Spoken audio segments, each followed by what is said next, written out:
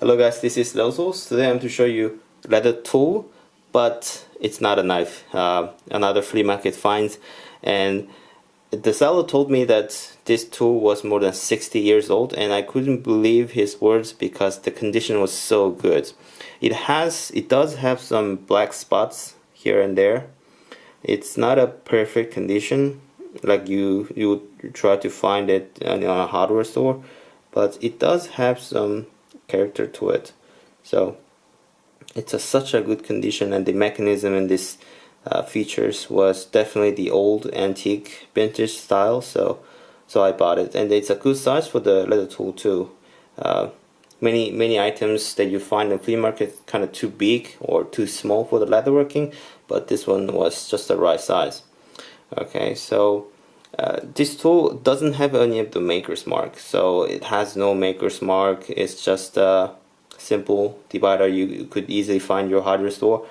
But this one is a vintage, and this one has a different characteristic. I did remove some rust at the tip, but the tip showed the characteristic that tip was hardened. So it had a hardened tip, so it definitely has a longer lifetime, because when tip is not hardened, it could get damaged easily.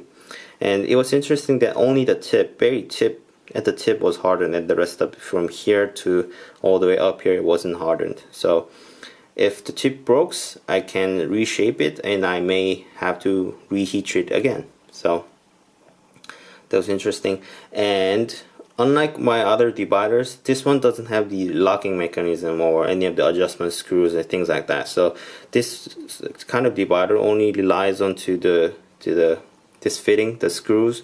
So if you tighten this, it will have more of a stronger hold, and if you loosen it more, it will have more freedom. And the tension was just right when I bought it. So if you try to if you try to adjust it, it stays like this without falling freely. Okay, so it's a good hold. And if you want to try to tighten, make it smaller, you just easily push, and then you make it smaller, and it stays in like this. I wasn't a fan of divider like this because I thought it would be not reliable, because there's no locking mechanism or anything adjustment system. So when I make a line, I thought it would be not good.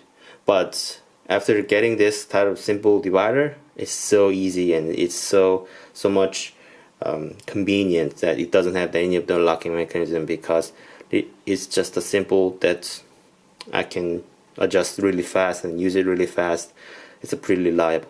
I tend to overthink sometimes, so when I do something, I worry about, okay, this and this, but in reality it doesn't really happen. So I will just quickly show you what it is. Okay, so here's the leather, so here's divider. So if I want to adjust certain thickness, let's say like this, I can just draw a line here, and then